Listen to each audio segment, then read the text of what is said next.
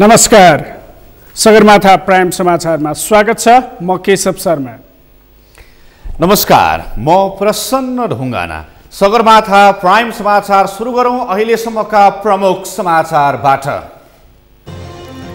आजदेखि विक्रम सम्वत 2077 बिदा हुँदै कोरोना महामारीसँगै ठूला र अनपेक्षित राजनैतिक घटनाहरूले पुरै वर्ष तरङ्गित। प्राकृतिक विपत्ति र महामारीका बावजुद नेपालले राष्ट्रिय विकास लक्ष्य हासिल गर्ने परराष्ट्र मन्त्री गेवालीको दावी। सन् 2030मा लक्ष्य पूरा हुने जिकिर। म्याग्दीको बेनी नगरपालिका 3 झम्किलीलाई जातीय छुवाछुत मुक्त वडा घोषणा गर्ने तयारी। जनप्रतिनिधि, राजनीतिक दल र स्थानीयवासी विविध अन्त्यका लागि सहमत। भारतमा कोरोना संक्रमण दर तीव्र। पछिल्लो 24 घण्टामा थपिए 1,60,694 संक्रमित, 880 जनाको मृत्यु। र चितवनमा निर्माणाधीन गौतम बुद्ध अन्तर्राष्ट्रिय क्रिकेट रङ्गशालालाई रूपन्देही र पाल्पाका ट्रिपर व्यवसायको सहयोग, निर्माण सामग्री हस्तान्तरण।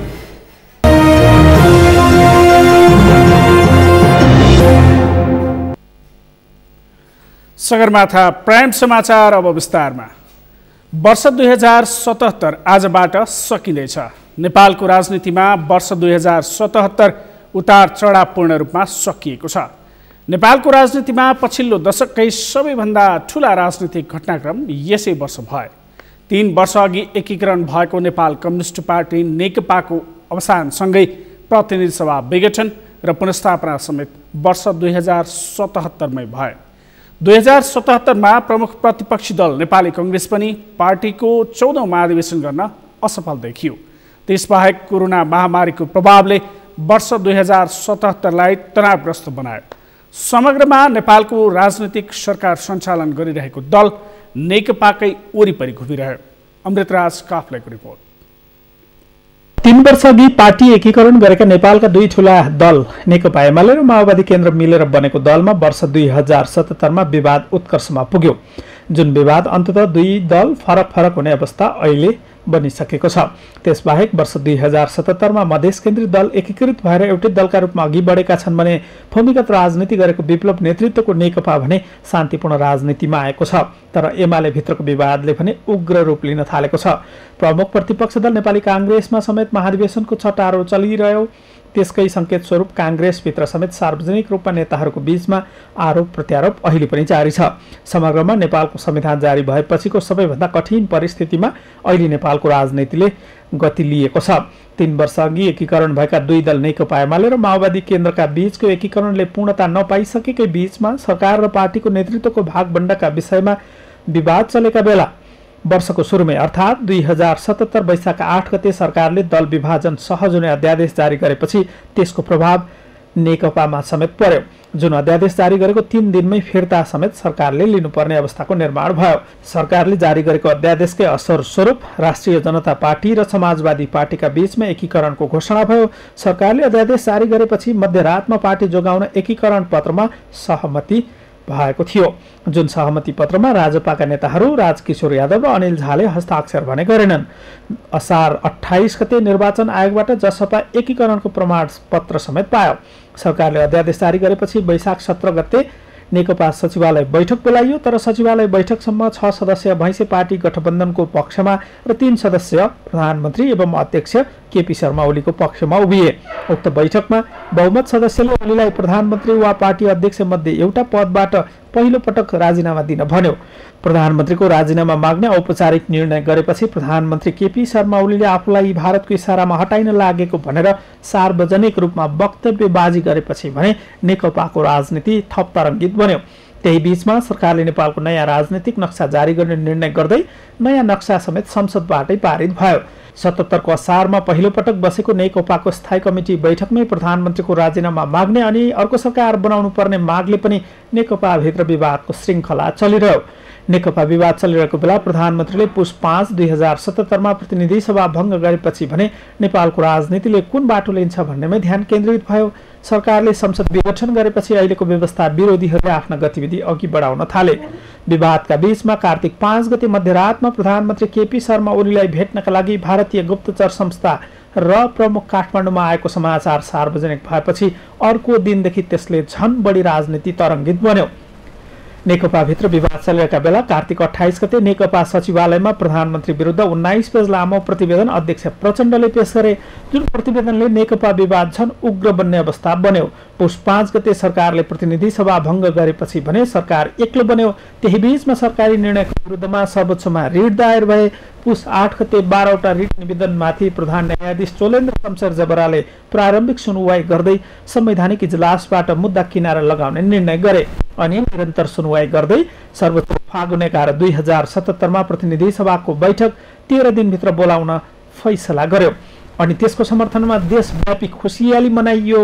सर्वोच्चले संसद पुनर्स्थापना गरेको केही दिनमा अर्को फैसला गर्दै नेकपा एकीकरण खारेज गर्ने फैसला सुनायो र नेकपा ऋषि कट्टेलले पाउने सर्वोच्चले फैसला गरिदियो।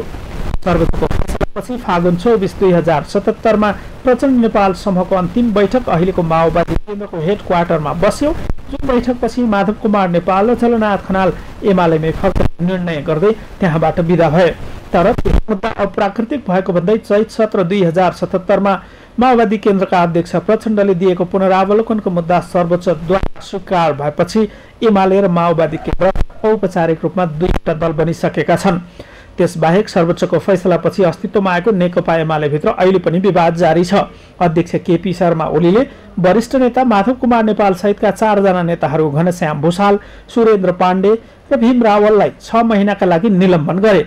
भूमिगत राजनीति गरिरहेको नेत्र विक्रम चन्द नेतृत्वको नेकपालाई सरकारले शान्तिपूर्ण राजनीतिमा ल्याउन सफल भयो। विप्लवको शान्तिपूर्ण राजनीतिले नेपालमा अब कुनै पनि दल वा समूह भूमिगत नरहेको अवस्था समेत बनेको छ। वर्षको अन्त्यमा पूर्व राजा ज्ञानेन्द्र शाहको भारत भ्रमणले राजनीति थप तरङ्गित बनेको छ। सगरमाथा टेलिभिजनका लागि क्यामेरामा सुरेन्द्र राउतका साथमा अमृत राज काफले, काठमाडौँ। परराष्ट्र मन्त्री प्रदीप गेवालीले नेपालले केही ठूला प्राकृतिक विपत्ति र कोरोना महामारीका बावजुद पनि राष्ट्रिय विकासको लक्ष्य हासिल गर्न सफल हुने दाबी गर्नुभएको छ। काठमाडौँमा नेपाल विकास अनुसन्धान प्रतिष्ठानको वार्षिकोत्सवलाई सम्बोधन गर्दै मन्त्री गेवालीले विपत्ति महामारीले चुनौती थपे पनि विकासको लक्ष्य भेट्ने बताउनुभयो। नेपालको विकासको सूचकको केही क्षेत्रमा अझै धेरै काम गर्न बाँकी रहे पनि सन् 2030 को अन्त्यसम्म दिगो विकासका लक्ष्य भेट्टाउने दृढता व्यक्त गर्नुभयो। Behind, and we are a bit concerned that the ongoing pandemic will push backward us in many aspects. However, with the strong leadership of the government and overall participation of the all community and such development institutes, we can overcome the challenges posed by such pandemic, natural disasters, and many more. And Nepal will attain those goals which are chartered in our development aspirations, national development plans, periodic plans, and in our national aspirations. नेपालमा विकास अनुसन्धान प्रतिष्ठान जस्ता संस्थाहरूले नेपालको विकासको सम्भावना र चुनौती पहिल्याउन सुझाव दिन, नीति निर्माण गर्न ठूलो भूमिका खेल्न सक्ने बताउनुभयो। नेपालको विकासमा अध्ययन अनुसन्धानको ठूलो महत्त्व रहेको भन्दै मन्त्री गेवालीले भइरहेको विकासको अडचन फुकाउन पनि यस्ता संस्था सहयोगी हुने बताउनुभयो। Especially to explore the potentials of our developments, where are the shortcomings, where are the challenges, what are the appropriate policies government should introduce. Your policy recommendations will be very, very valuable, because you have the advantage on the one hand to witness the challenges of the development. नेपालले 2004 मा स्थापना गरेको विकास अनुसन्धान प्रतिष्ठानले सरकार र सरकारका विभिन्न निकायलाई नीतिगत सहयोग गर्दै आएको छ। विभिन्न क्षेत्रमा विज्ञता हासिल गरेका व्यक्तिहरूलाई संस्थागत संरचनामा गोलबन्द गरी विकास निर्माण, योजना तर्जुमा, जलवायु परिवर्तन, गरिबी निवारण, प्राकृतिक विपत्ति न्यूनीकरण जस्ता क्षेत्रमा नीतिगत सुझाव दिँदै आएको छ।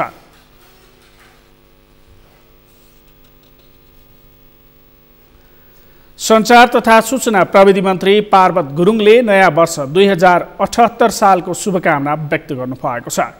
आज मन्त्रालयमा मन्त्रालयका कर्मचारीहरूसहित पत्रकारहरूको उपस्थितिमा नयाँ वर्ष 2078 सालको अवसरमा देश तथा विदेशमा रहनुभएका सम्पूर्ण नेपालीमा शुभकामना व्यक्त गर्नुभएको हो। शुभकामना व्यक्त गर्दै मन्त्री गुरुङले विक्रम सम्वत 2077 सालमा कोभिड-19 को महामारीको सामना गर्दै आफ्नै प्रतिकूल स्वास्थ्यका बावजुद पनि प्रधानमन्त्री केपी शर्मा ओलीले राष्ट्रिय गौरवपूर्ण कामहरूको सफल र सबल नेतृत्व गर्नुभएको बताउनुभयो।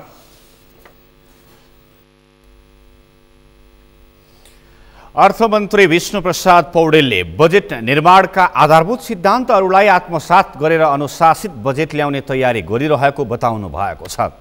प्रतिनिधि सभा अन्तर्गतको अर्थ समितिको आजको बैठकमा आगामी आर्थिक वर्षको बजेटको तयारी बारेको छलफलमा उपस्थित हुनुभएका अर्थमन्त्री पौडेलले बजेट निर्माणको आधारभूत सिद्धान्तहरूलाई आत्मसात गरी बजेट कार्यान्वयनको सुनिश्चितता गरेर अनुशासित बजेट निर्माण गरिने बताउनु भएको हो। त्यस्तै कोभिड-19ले सृजना गरेका चुनौती र त्यसको सामना गर्ने कुरालाई बजेटले सर्वोच्च प्राथमिकतामा राख्ने पनि जानकारी गराउनुभयो। कोभिड संक्रमण नियन्त्रण, उपचार र खोपको प्रबन्ध गर्ने, कोभिडबाट प्रभावित आर्थिक सामाजिक जीवनलाई पुनरुत्थान गर्ने विषयलाई चालु आर्थिक वर्षको बजेटले सम्बोधन गरेको र आगामी बजेटबाट पनि सम्बोधन गर्ने प्रयास हुने बताउनुभयो।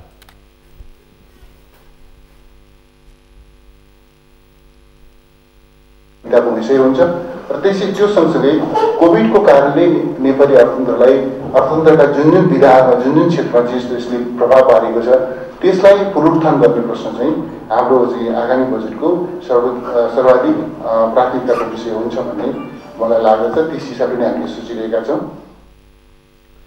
अन्य मन्त्रालयहरूसँग पनि समन्वय गरी बजेट निर्माण गर्ने अर्थमन्त्री पौडेलले बताउनुभयो। बजेट निर्माणमा सम्बन्धित मन्त्रालयहरू नै सम्पूर्ण रूपमा जवाफदेही भएर काम गर्ने विश्वास भएकाले अर्थ मन्त्रालयले हस्तक्षेप नगर्ने पनि स्पष्ट पार्नुभयो। समन्वय गरिएको छ बजेट निर्माणका सन्दर्भदेखि यो एलएमपिआई सेन्ट्रीको सन्दर्भमा सम्बन्धित मन्त्रालयहरू नै सम्पूर्ण रूपमा जवाफदेही भएर काम गर्नुपर्छ। यस मामिलामा अर्थ मन्त्रालय कुनै पनि हिसाबले इन्टरफेरेन्स गर्दैन भन्ने कुरालाई यद्यपि प्रिन्सिपली हामी त्यो कुरा सधैँ नै मानिआएकै विषय हो, तर त्यसलाई प्र्याक्टिकली पनि हामी त्यसलाई चाहिँ प्रुभ गर्ने हिसाबले हामीहरू गर्न चाहिरहेका छौँ। हरेक मन्त्रालयहरूले आफ्ना मन्त्रालयका क्षेत्राधिकारभित्र रहेर बजेट निर्माणको काममा योगदान गर्नुहोस् भन्ने हिसाबको हाम्रो त्यो खालको सोचहरू त्यो खालको तयारी रहेको पनि म बताउन चाहन्छु। आर्थिक वर्षको अन्त्यसम्म पनि आयोजना कार्यान्वयन नहुने अवस्थाका आयोजनाका लागि बजेट विनियोजन गर्ने भन्दा पनि कार्यान्वयनमा गइसकेका र कार्यान्वयनमा जाने चरणमा रहेका आयोजनालाई आवश्यक बजेट विनियोजन गर्ने पनि बताउनुभयो। आयोजना कार्यान्वयनको सन्दर्भमा विगतका समस्याहरूको पुनरावृत्ति नहोस् भन्ने बारेमा मन्त्रालय सजग रहेको पनि मन्त्री पौडेलले स्पष्ट पार्नुभयो। राष्ट्रिय योजना आयोगका उपाध्यक्ष पुष्पराज कणेलले आवश्यकता र स्रोतको क्षमताको आधारमा आर्थिक वर्ष 2078-79 का लागि बजेटका लागि सिलिङ दिएको बताउनु भएको छ। प्रतिनिधि सभा अन्तर्गतको अर्थ समितिको आज भएको आगामी आर्थिक वर्षको बजेटको तयारी सम्बन्धी छलफलमा भाग लिँदै उपाध्यक्ष कणेलले अहिलेको आवश्यकता र स्रोतको क्षमताको आधारमा बजेटको सिलिङ निर्धारण गरिएको बताउनुभयो। बजेटको सिलिङ र मन्त्रालयहरूको मागका बीच भिन्नता भए पनि त्यसलाई बढाउन सक्ने स्थिति नरहेको बताउनुभयो। सिलिङ निर्धारण गर्दा 15औं योजना दिगो विकासका लक्ष्य र अति कम विकसित मुलुकबाट माथि जाने कुराहरूलाई रणनीतिक रूपमा समावेश गरिएको पनि बताउनुभयो। बजेट कार्यान्वयनका लागि अनुगमन प्रणालीमा सुधार आवश्यक भएको र पुँजीगत खर्च कमजोर हुनुमा सङ्घ, प्रदेश र स्थानीय तहबीच आवश्यक समन्वय र अनुगमन नहुनु नै प्रमुख कारण देखिएको र त्यसलाई नीतिगत रूपमै समाधान गरेर जान पर्ने बताउनुभयो। चाहिँ गुनासाहरू छन्, सबै मन्त्रालयहरूबाट छन्, तर अब हाम्रो पसमा जति छ त्यही पस त्यसैबाट बाँड्ने हो अहिलेको आवश्यकता र अहिलेको हाम्रो चाहिँ क्षमता, रिसोर्स जेनेरेसनको क्षमता, रिसोर्स कलेक्सनको क्षमता, त्यसको बिचमा त्यति धेरै म्याच भइरहेको स्थिति छैन। अब हिजो पनि त्यही थियो हाम्रो, अब आज पनि त्यस्तै खालको स्थिति छ। कोभिडले झन् असर पारेकोले गर्दा केही सङ्कुचन भएको अवस्था भएकोले हरेक मन्त्रालयहरूमा माग र चाहिँ हामीले दिन सकेको सिलिङको बिचमा चाहिँ केही भिन्नता छ। त्यसमा अब हामीले गर्न सक्ने खासै त्यस्तो खालको केही तत्काललाई छ भन्ने पनि मलाई लाग्दैन। बैठकमा पूर्व अर्थमन्त्री सुरेन्द्र पाण्डेले सिलिङ निर्धारणको सन्दर्भमा राष्ट्रिय योजना आयोग अर्थ मन्त्रालयसँग निरीह देखिएको टिप्पणी गर्नुभयो। अर्थतन्त्रमा उत्पादनशील क्षमता बढाउने गरी आयोजना छान्ने काम हुनुपर्नेमा मन्त्रीहरूले आफ्नो निर्वाचन क्षेत्रमा मात्रै आयोजना पार्ने गरेको बताउनुभयो। अनि यो किसिमको प्र्याक्टिसलाई कसरी यसमा रेगुलेट गर्ने, यसमा स्वायत्तता दिने नाममा कम्प्लिटली के भनेदेखि मन्त्रालय र मन्त्रालयको पनि भूमिका हुन्छ। मन्त्रीले कोहीबाट लिस्ट दिने, त्यहाँको चाहिँ कर्मचारी टिपेर हाल्ने, अनि एलएमएस भने अर्थ मन्त्रालयमा ल्याएर कम्प्युटराइज गर्ने। यो चिजको यसले योजना आयोगले भन्ने गरेको चाहिँ विकासको सन्तुलित अवधारणा अनि हाम्रो चाहिँ के भने पैसा चाहिँ जाने गरेको चाहिँ प्रक्रिया कुनै कहाँ भेट्नु म भेट्ने चाहिँ त्यति। बैठकमा सहभागी सांसदहरूले कोभिड-19 पछिको आर्थिक पुनरुत्थानमा सरकार उदासीन देखिएको टिप्पणी गरेका थिए। चालु आर्थिक वर्षको 9 महिना बितिसक्दा पनि मुस्किलले 29% मात्रै विकास खर्च हुनु विडम्बनापूर्ण भएको पनि सांसदहरूले बताएका छन्। विज्ञापन बोर्डका नवनियुक्त अध्यक्ष लक्ष्मण हुमागाईले विज्ञापनको क्षेत्रमा देखा परेका विकृति र विसङ्गतिहरूको अन्त्य गर्ने बताउनु भएको छ। आज बबरमहल स्थित विज्ञापन बोर्डको कार्यालयमा आफ्नो कार्यभार सम्हाल्दै अध्यक्ष हुमागाईले विज्ञापनको क्षेत्रमा देखा परेका विकृति र विसङ्गतिहरूको अन्त्य गरिने बताउनु भएको हो। बोर्डको प्रमुख उद्देश्य विज्ञापन बजारको विस्तार गर्ने, विज्ञापन रहित नीतिको कार्यान्वयन र अवैध रूपमा विज्ञापन भइरहेका क्षेत्रहरूमा नियमन र नियन्त्रण गर्ने रहेको उहाँले बताउनुभयो। सरकारवालाहरूसँग छलफल गर्दै नीति निर्धारण गर्ने र व्यवस्थित रूपमा सञ्चालन गर्ने उहाँको भनाइ छ। बोर्डले सरकारी विज्ञापनको व्यवस्थापनका साथै महत्त्वपूर्ण मिडिया क्याम्पेनहरू सञ्चालन गर्ने पनि बताउनुभयो। विसङ्गतिहरूको अन्त्य गर्ने र चाहिँ यो क्षेत्रलाई एउटा व्यवस्थित ढङ्गले सञ्चालन गर्ने र विज्ञापन बजारको विस्तार गर्ने यो बोर्डको प्रमुख उद्देश्य हुनेछ भने विज्ञापन रहित नीतिको कार्यान्वयन र अवैध रूपमा विज्ञापन भइरहेका क्षेत्रहरूमा नियमन र नियन्त्रण गर्ने लगायतका कामहरू चाहिँ यो विज्ञापन बोर्डको काम हो। र हामीले तत्कालै विज्ञापनसँग सरकारवाला 5 पक्षको छुट्टा छुट्टै र सामूहिक छलफलबाट एउटा नीति निर्धारण गर्छौँ र त्यसलाई चाहिँ व्यवस्थित रूपमा चाहिँ सञ्चालन गर्छौँ एउटा पक्षको। अर्को चाहिँ सरकारी विज्ञापनको व्यवस्थापन पनि यो ऐनले चाहिँ यही बोर्डलाई जिम्मेवारी दिएको छ र सरकारी विज्ञापनको व्यवस्थापनका साथै सरकारका महत्त्वपूर्ण मिडिया क्याम्पेनहरू सञ्चालन गर्ने काम पनि यही बोर्डले गर्छ। अध्यक्ष हुमागाईले लोक कल्याणकारी विज्ञापनलाई बोर्डले व्यवस्थित बनाउने पनि बताउनुभयो। केन्द्र, प्रदेश तथा स्थानीय स्तरको विज्ञापनको काम व्यवस्थित र संवेदनशील भएर सञ्चालन गर्ने पनि उहाँले बताउनुभयो। मौसममा आएको सुधारसँगै वायु प्रदूषित सहरको सूचीबाट हट्दै गएको काठमाडौँ उपत्यकामा फेरि प्रदूषणको मात्रा बढेको छ। एयर क्वालिटी इन्डेक्सका अनुसार प्रदूषण सुधारपछि चौथो स्थानमा पुगेको काठमाडौँ आज फेरि भारतको मुम्बई, युक्रेनको किभ भन्दा धेरै प्रदूषित सहरको सूचीमा पुगेको छ। अहिले विश्वमा बढी वायु प्रदूषण भएको सहरका रूपमा काठमाडौँ देखिएको छ। निरा राणा भाटको रिपोर्ट। काठमाडौँ उपत्यकामा वायु प्रदूषणको दर फेरि बढेको छ। आइक्यू एयरका अनुसार मंगलबार अपराह्न काठमाडौँको एयर क्वालिटी इन्डेक्स AQI 166 सम्म पुगेको छ। वायुको गुणस्तरको सूचकाङ्क AQI अनुसार काठमाडौँ विश्वका 50 सहरमध्ये सबैभन्दा बढी प्रदूषित सहरका रूपमा देखिएको छ। प्रदूषित सहरको सूचीमा काठमाडौँपछि दोस्रो नम्बरमा भारतको मुम्बई छ। त्यस्तै तेस्रो नम्बरमा युक्रेनको किभ छ।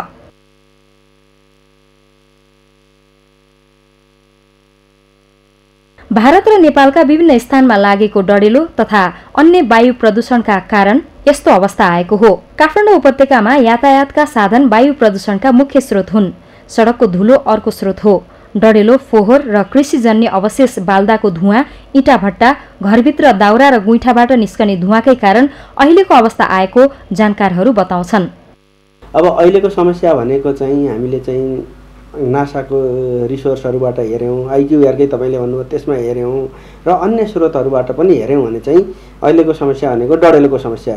दक्षिण पूर्वी एसिया या हाम्रो हिन्दकुश हिमालय रिजन र 2-3 दिन अगाडिदेखि चाहिँ हाम्रो पूर्वी नेपालभन्दा पनि अझ पश्चिम नेपालतिरको तुवालोले ढाकेको अवस्था स्पष्ट रूपमा देखिएको छ र यो श्रृङ्खला भनेको संसारैभरि डढेलोको अब त्यो 3D भ्यूहरूमा हामीले गएर हेऱ्यौँ भने संसारैभरि डढेलो लागेको अवस्था छ र यो सुक्खा मौसममा हाम्रो यो हिन्दकुश हिमालय रिजनको सबै ठाउँमा डढेलो लागेको छ। त्यसमा पनि अब हाम्रोमा पनि तपाईँ हामीले हेऱ्यौँ वन डढेलोको जुन पोर्टलबाट हेऱ्यौँ भने पनि धेरै ठाउँमा डढेलो लागेको अवस्था छ।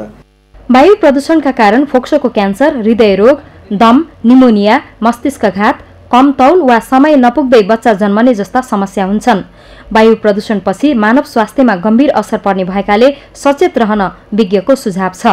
अहिलेको अवस्थालाई भन्ने हो भने स्वास्थ्यको दृष्टिकोणले एकदमै हामी खतरामा रहेको अवस्था छ। वायु प्रदूषणको दृष्टिकोणबाट हेर्दाखेरि अहिलेको लाइभ डेटा हेर्नु पर्दाखेरि चाहिँ यो नेपाल सरकारकै डेटा हेर्ने हो भने पनि पार्टिकुलेट म्याटरको यो 2.5 PM 2.5 भन्छ। अहिलेको अवस्था रत्नपारको हेर्नुहुन्छ भने 61 माइक्रोग्राम पर मिटर क्युब भन्छ हैन युनिटमा, तर त्यो हुनुपर्ने चाहिँ 40 थियो के। 40 हुनुपर्ने मात्रा अहिले 61 झन्नै 62 को हाराहारीमा पुगेको छ। यस्तो छ, यसलाई चाहिँ तोकिएको सुरक्षित भनेको 40 सम्मलाई चाहिँ सुरक्षित मान्न सकिन्छ भनेको चाहिँ यो पार्टिकुलेट म्याटर 2.5 भन्छ त्यसको सन्दर्भमा चाहिँ हैन। अर्को त्यस्तै पार्टिकुलेट म्याटरकोमा पनि अर्को त्योभन्दा 2.5 भन्दा अलि ठुलो खण्डहरू हुन्छ, पार्टिकुलेट म्याटर 10 भन्ने हुन्छ, त्यसमा चाहिँ 120 छ त्यसको स्ट्यान्डर्ड हैन। तर अहिलेको केसमा अहिलेको लाइभ डेटा हेऱ्यौँ भने रत्नपार्ककोमा चाहिँ 120 सम्म हुनुपर्नेमा 255 छ। यस्तो चाहिँ अब सरकारको कुरो गर्नुहुन्छ भने चाहिँ नेपाल सरकारले 2076 मै काठमाडौँको लागि भनेर यो वायु गुणस्तर व्यवस्थापन कार्ययोजना त ल्यायो हैन। 2076 मा यो 1 वर्षभित्रमा के गर्ने, 2 वर्षभित्रमा के गर्ने भनेर त आयो। तर सबभन्दा पहिले चाहिँ यी आफैले ल्याएका योजनाहरू कार्ययोजनाहरूको चाहिँ कार्यान्वयनै गर्नु पर्यो। यता सरकारले भने प्रदूषण नियन्त्रणका लागि उचित कार्ययोजना बनाएर अघि बढेको दाबी गरेको छ। यसले जुन ग्राउन्ड स्टेसनहरूको डाटा लिएको छ त्यो ग्राउन्ड स्टेसनको डाटाको आधारमा काठमाडौँको फोहरा दरबार र युएस एम्बेसीमा भएको डाटा लिएको देखिन्छ भने जुन ग्राउन्ड स्टेसन छ र त्यो ग्राउन्ड स्टेसनको म्यापिङ भएको छ त्यो आधारमा चाहिँ स्टेसन म्यापिङ गरेको आधारमा चाहिँ 1 नम्बर देखिन्छ, कहिले 1 नम्बर पर्छ, कहिले अरू सहरहरू पर्लान्। पेरिस एग्रिमेन्ट छ, पेरिस एग्रिमेन्टको चाहिँ हामीले नेसनल्ली डिटरमाइन्ड कन्ट्रिब्युसन जुन पठाउने गर्छौँ त्यसमा पनि हामीले स्पष्ट रूपमा 2050 मा चाहिँ जिरो इमिसनको कन्सेप्टमा हामीले अगाडि बढ्ने भनेका छौँ र हाम्रो दीर्घकालीन कार्ययोजनाहरूमा पनि हामी तत्कालीन, मध्यकालीन, दीर्घकालीन गरेर हामीले हेऱ्यौँ भने अल्टिमेट हामी चाहिँ क्लिनर टेक्नोलोजीमै जान्छौँ भन्ने हाम्रो चाहिँ नीतिहरूले कार्ययोजनाहरूले अङ्गीकार गरेको अवस्था चाहिँ छ। विश्व स्वास्थ्य संगठनका अनुसार वायु प्रदूषणका कारण विश्वमा वार्षिक 70 लाखको ज्यान जाने गरेको छ भने नेपालमा पनि 24,000 को मृत्यु हुने गरेको छ। पछिल्लो समय वायु प्रदूषणबाट अझै धेरै संक्रमणको दर बढेकाले आम नागरिकलाई सचेत बन्न आह्वान गरिएको छ। सगरमाथा टेलिभिजनका लागि क्यामेरामा केशव तिमलसिन्हाका साथमा निरा राणा भाट, काठमाडौँ। सगरमाथा प्राइम समाचारमा पालो भएको छ विश्रामको। विश्रामपछि म्याग्दीको बेनी नगरपालिका 3 हकिमलीलाई जातीय छुवाछुत मुक्त ओडा घोषणा गर्ने तयारी। जनप्रतिनिधि, राजनैतिक दल र स्थानीयवासी विभेद अन्त्यका लागि सहमत। संघीय निजामती सेवा ऐन तानाशाही र अलोकतान्त्रिक रहेको नेपाल निजामती कर्मचारी युनियन सङ्घको भनाई। ऐन पास नगर्न सरकारलाई चेतावनी। र भारतमा कोरोना संक्रमण दर तीव्र। पछिल्लो 24 घण्टामा थपिए 1,60,694 संक्रमित, 880 जनाको मृत्यु।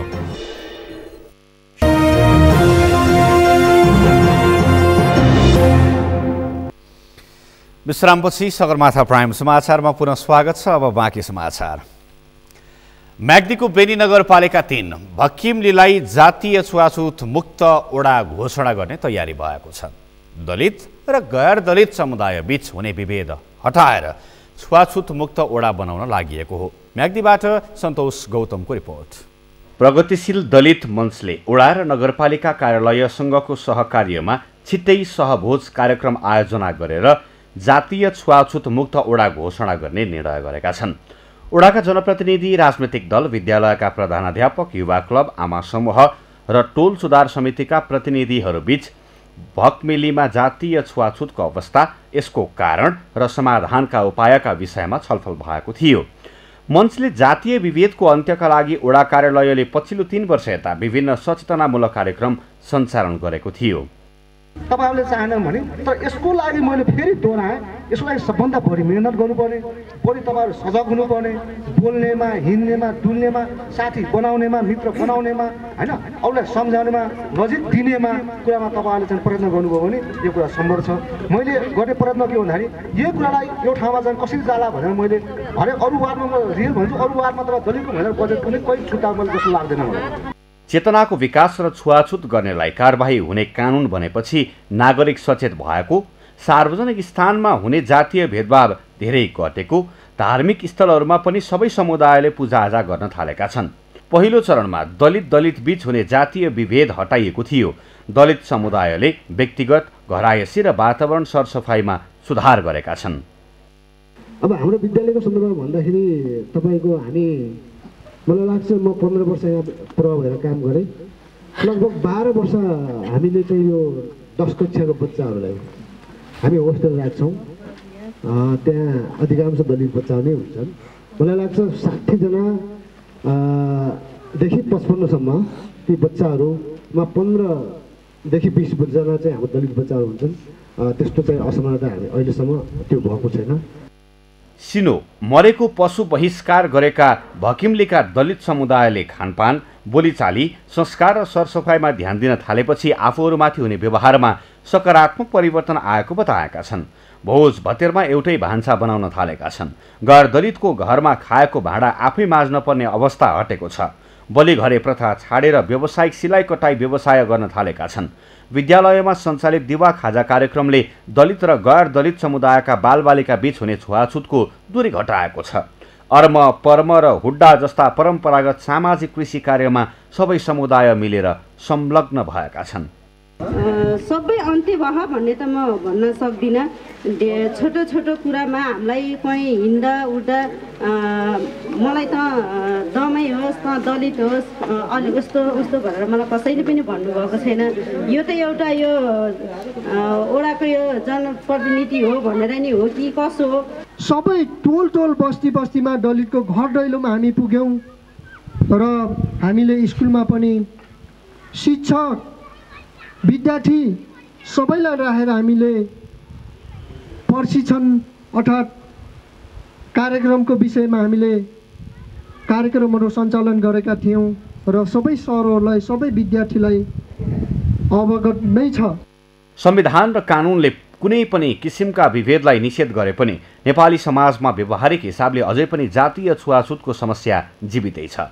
विभेदको अन्त्य र समानता कायम गरेर शान्तिपूर्ण र सबैले सम्मानको महसुस गर्ने समाज निर्माणका लागि भक्किमलीमा गरिएको नमुना प्रयासलाई दिगोपना र निरन्तरताको आवश्यकता छ। सगरमाथा टेलिभिजनका लागि म्याग्दीबाट सन्तोष गौतमको रिपोर्ट। नेपाल निजामती कर्मचारी युनियन सङ्घले संसदको राज्य व्यवस्था तथा सुशासन समितिबाट पास भई संसदमा पुगेको सङ्घीय निजामती सेवा ऐन तानाशाही र अलोकतान्त्रिक रहेकाले पास नगर्न चेतावनी दिएको छ।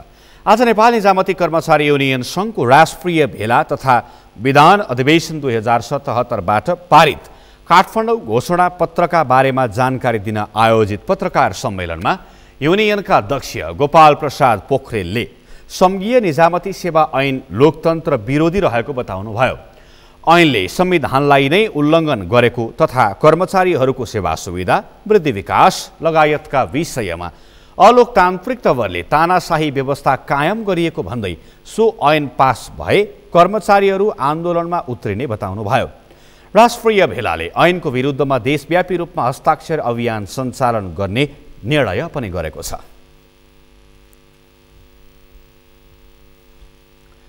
सरकारले निजामती प्रशासनलाई विघटन गरेर आफू अनुकूलका कर्मचारीहरूलाई करारमा नियुक्त गर्ने चेष्टा गरेको अध्यक्ष पोखरेलले बताउनुभयो।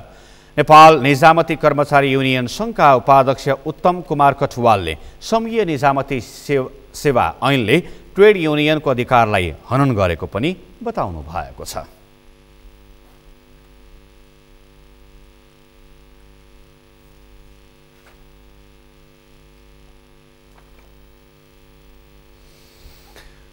कोरोना संक्रमणका कारण पछिल्लो 24 घण्टामा नेपालमा 5 जनाको मृत्यु भएको छ। कोरोना संक्रमणका कारण पछिल्लो 24 घण्टामा 5 जनाको मृत्यु भएको स्वास्थ्य तथा जनसङ्ख्या मन्त्रालयले पुष्टि गरेको हो। यो सँगै हालसम्म कोरोना संक्रमणबाट ज्यान गुमाउनेको सङ्ख्या 3058 पुगेको छ। त्यस्तै पछिल्लो 24 घण्टामा 460 जनामा कोरोना संक्रमण पुष्टि भएको छ। यो सँगै हालसम्म नेपालमा कोरोना संक्रमितको कुल सङ्ख्या 2,80,984 पुगेको छ। पछिल्लो 24 घण्टामा 153 जना संक्रमितहरू निको भएका छन्। हालसम्म निको हुनेको सङ्ख्या 2,74,318 पुगेको छ। हालसम्म 23,21,670 जनाको PCR परीक्षण भएको छ। अहिलेसम्म 3,608 जना आइसोलेसनमा छन् भने 85 जना क्वारेन्टिनमा बसेका छन्।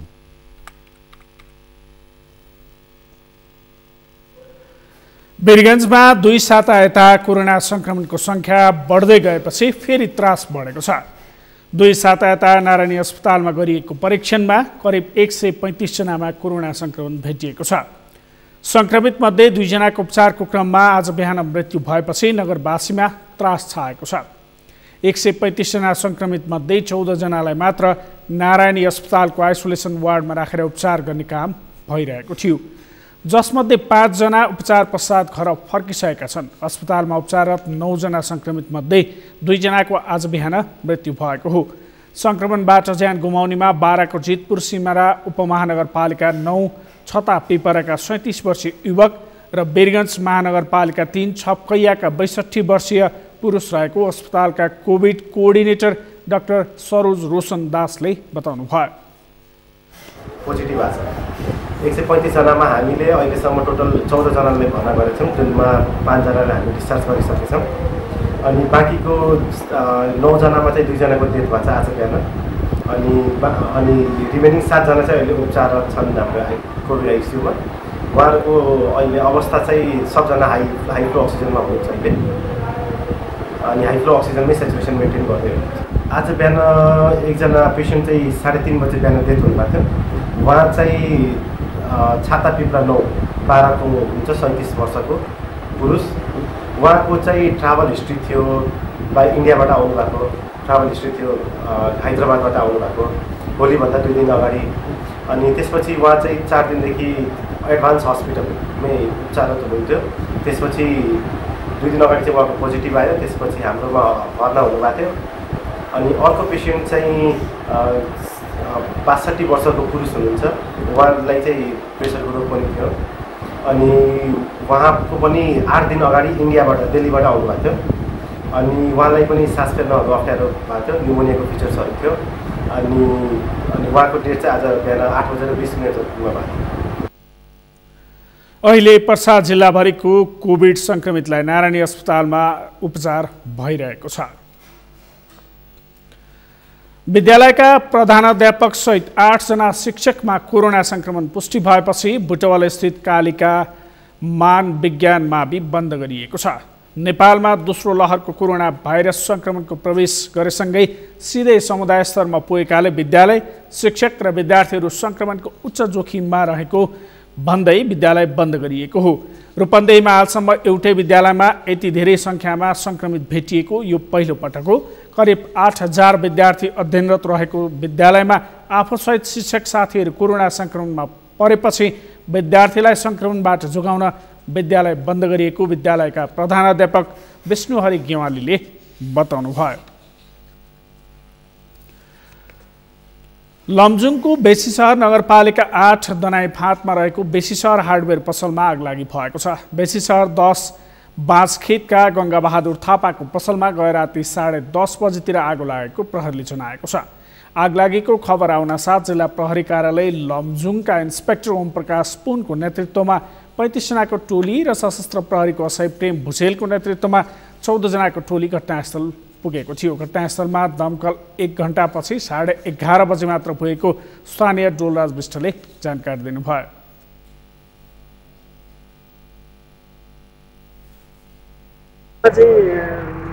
एउटा दमकल भनेर बोलाएको अवस्था छ। आगो नियन्त्रण गर्ने कुरामा सबै जनमानसहरू लागेको अवस्था छ र दमकल छिटो बोलाउने क्रममा धेरै प्रयास हुँदा पनि लगभग आगलागी भएको थाहा पाएपछि झन्डै 1 घन्टाको बिचमा दमकल आयो र त्यो अवस्थामा लगभग जुन पसल बेचेर हार्डवेयर चाहिँ ध्वस्त भइसकेको थियो। स्थानीय प्रहरी र दमकलको सहयोगमा आगो नियन्त्रणमा आएको थियो।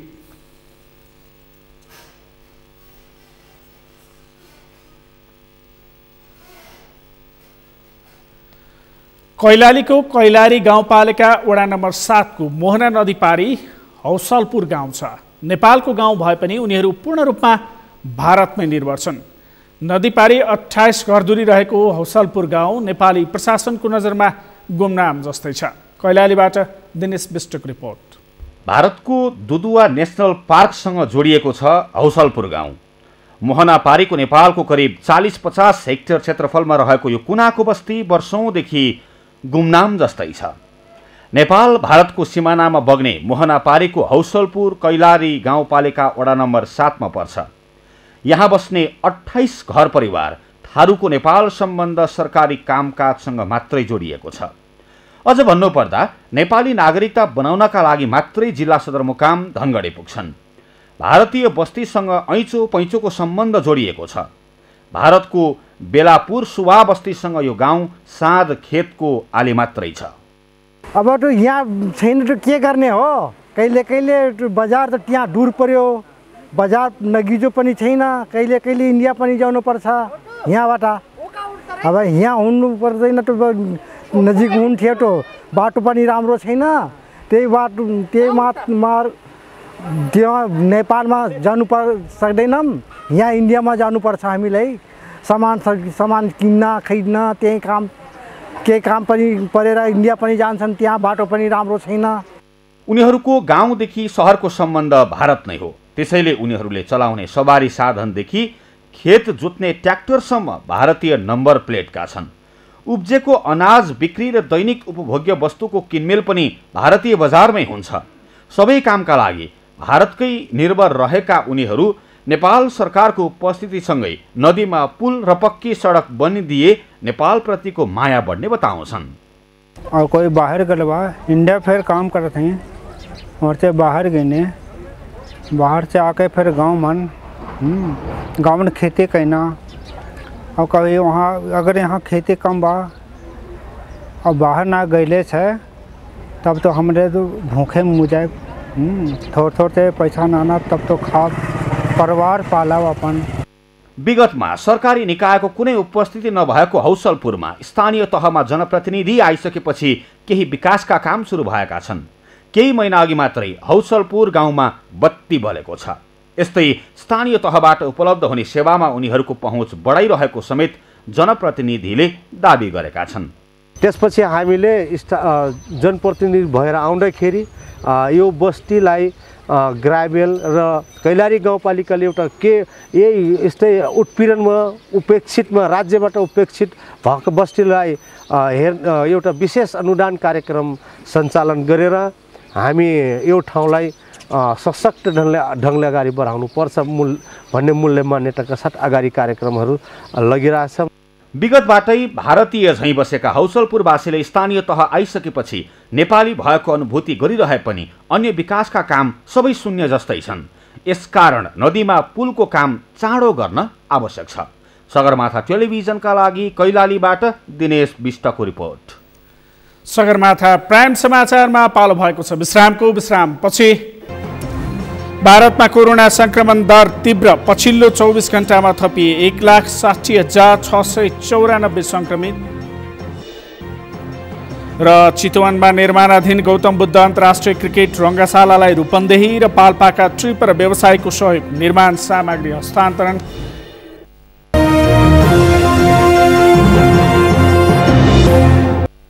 अब पालो अर्थ समाचारको। अर्थ समाचारका प्रायोजक हो आफ्नो विश्वास हो त्रिशक्ति सिमेन्ट। बीमा समितिका अध्यक्ष सूर्यप्रसाद सिलवालले बीमा कम्पनीहरूले दाबी भुक्तानी सेवालाई सरल र सहज बनाउन आवश्यक रहेको बताउनु भएको छ। सगरमाथा इन्स्योरेन्स कम्पनीले ल्याएको सगरमाथा आरोग्य पोलिसी सार्वजनिक गर्न आज काठमाडौँमा आयोजित कार्यक्रममा अध्यक्ष सिलवालले नेपालका बीमा कम्पनीहरूले बिमितलाई भुक्तानी दिने विषय समस्याको रूपमा रहेको बताउनुभयो। बीमा कम्पनीहरूले मिलेमतोमा मात्र भुक्तानी दिने गरेको उल्लेख गर्दै त्यसलाई सुधार्न निर्देशन समेत दिनुभयो।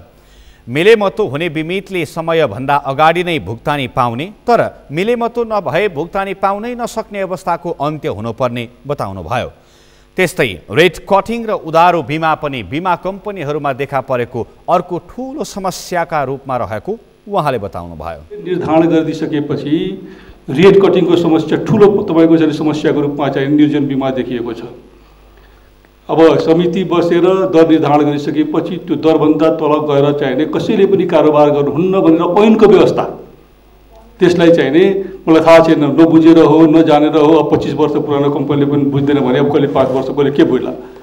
एउटा समस्याको कुरा मैले उठाएँ। अर्को चाहिने उधारो बिमा गर्नु हुँदैन। जबसम्म पैसा चाहिँ इन हुँदैन तबसम्म तपाईँको पोलिसी चाहिने आउट हुन सक्दैन भन्ने कुरा पनि ऐनको व्यवस्था हो। त्यसलाई अझ हामीले स्पष्ट बनाउनको लागि विभिन्न निर्देशिका जारी गरेका छौँ।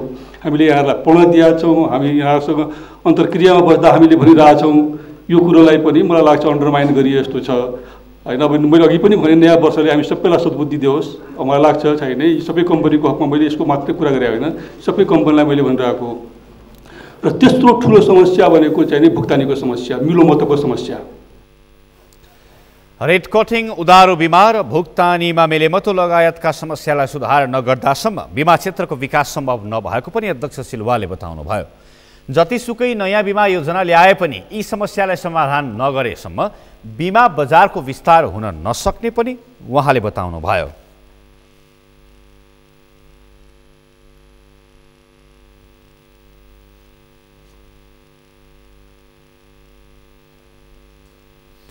अनलाइन बजार दराजले नयाँ वर्ष 2078लाई लक्षित गर्दै नववर्षको भव्य सेल दराज नववर्ष 2078 को घोषणा गरेको छ।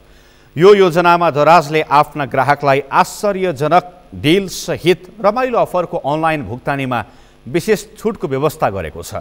यो सँगै उत्कृष्ट पुरस्कारसँगै बम्पर उपहारमा नयाँ ड्याटसन रेडी गो गाडी जित्ने अवसर पनि ग्राहकले प्राप्त गर्ने दराजले जनाएको छ।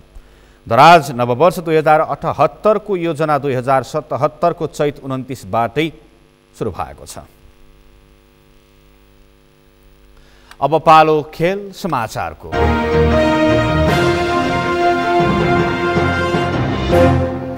रूपन्देही र पाल्पाका टिप्पर व्यवसायीहरूले चितवनमा निर्माणाधीन गौतम बुद्ध अन्तर्राष्ट्रिय क्रिकेट रङ्गशालालाई निर्माण सामग्री दिएर सहयोग गरेका छन्। तिनाउ क्षेत्रमा सञ्चालित 53वटा टिप्परमा ढुङ्गा, गिटी, बालुवा लगायतका निर्माण सामग्री लिएर व्यवसायीहरू चितवन स्थित रङ्गशालामै पुगेर धर्मसुन्तली फाउन्डेसनलाई हस्तान्तरण गरेका हुन्। जनस्तरबाट सहयोग सङ्कलन गरी निर्माण भइरहेको रङ्गशालालाई आवश्यक निर्माण सामग्री सहयोग गरी राष्ट्र निर्माणमा उत्साहका साथ लागिरहेको धर्मसुन्तली फाउन्डेसनको उत्साह बढाउने उद्देश्यले सहयोग गरिएको अध्यक्ष पाण्डेले बताउनुभयो।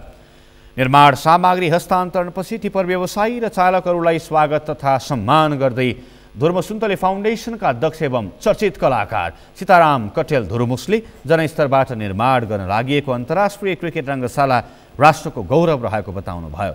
सबै मिलेर निर्माण सम्पन्न गर्न आवश्यक रहेको बताउँदै निर्माणाधीन रङ्गशाला बनाउन सहयोग गर्न देशका 77वटै जिल्लालाई आग्रह गर्नुभयो।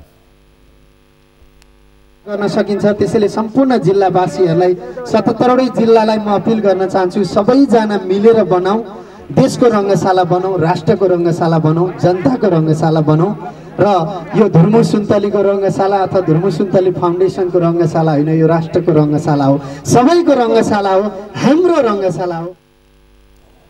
टिपर व्यवसायीहरूले झण्डै 15 लाख रुपैयाँ बराबरको निर्माण सामग्री र 2 लाख बढी नगद समेत हस्तान्तरण गरेको तिनाउ क्षेत्र टिपर व्यवसायी समूहका अध्यक्ष अरविन्द पाण्डेले जानकारी दिनुभएको छ। खेलकुद पत्रकारहरूको साझा संस्था नेपाल खेलकुद पत्रकार मञ्च NSJF-ले वरिष्ठ पत्रकार अजय राणा र खेलकुद पत्रकार सञ्जय थापालाई सम्मान गरेको छ। नक्साल स्थित होटल क्राउन प्लाजामा आफ्नो 16औं साधारण सभाको अवसरमा मञ्चले अग्रज पत्रकारमा अजय राणा र अनुजमा नागरिक दैनिकमा खेलकुद पत्रकारिता गर्ने सञ्जय थापालाई सम्मान गरेको हो। राणा NSJF खेल पत्रकारिता र थापा सुमन बहुमजन स्मृति युवा खेल पत्रकारिता पुरस्कारबाट सम्मानित हुनुभएको हो। मञ्चले हरेक वर्ष स्थापना दिवसका अवसरमा अग्रजलाई सम्मान र युवालाई प्रोत्साहन भन्ने नाराका साथ आयोजना गर्ने सम्मान अन्तर्गत राणा र थापालाई सम्मान गरेको हो। यो सँगै हामी सगरमाथा प्राइम समाचारको अन्त्यमा छौँ। अन्त्यमा प्रमुख समाचार फेरि एकपटक। आजदेखि विक्रम सम्वत 2077 बिदा हुँदै कोरोना महामारीसँगै ठूला र अनपेक्षित राजनैतिक घटनाले पुरै वर्ष तरङ्गित। प्राकृतिक विपत्ति र महामारीका बावजुद नेपालले राष्ट्रिय विकास लक्ष्य हासिल गर्ने परराष्ट्र मन्त्री गेवालीको दावी। सन् 2030मा लक्ष्य पूरा हुने जिकिर। म्याग्दीको बेनी नगरपालिका 3 झम्किलीलाई जातीय छुवाछुत मुक्त ओडा घोषणा गर्ने तयारी। जनप्रतिनिधि, राजनैतिक दल र स्थानीयवासी विभेद अन्त्यका लागि सहमत। भारतमा कोरोना संक्रमण दर तीव्र। पछिल्लो 24 घण्टामा थपिए 1,60,694 संक्रमित। र चितवनमा निर्माणाधीन गौतम बुद्ध अन्तर्राष्ट्रिय क्रिकेट रङ्गशालालाई रूपन्देही र पाल्पाका ट्रिपर व्यवसायको सहयोग। निर्माण सामग्री हस्तान्तरण। हवस्, सगरमाथा प्राइम समाचार अहिलेलाई सकियो। तपाईँ समाचार बुलेटिनका साथै सगरमाथा टेलिभिजनका सम्पूर्ण कार्यक्रम www.sagarmatha.tv मा पनि पढ्न र हेर्न सक्नुहुनेछ। साथै युट्युबमा youtube.com/sagarmathatv नेपालमा हेर्न सक्नुहुनेछ। तपाईँ हामीलाई फेसबुकमा पनि facebook.com/यस.tv नेपालमा फलो गर्न सक्नुहुनेछ। समाचारको शिखर, नेपालको गौरव, नेपालको पहिलो न्युज च्यानल सगरमाथा टेलिभिजन हेर्दै गर्नुहोला। नमस्कार। नमस्कार।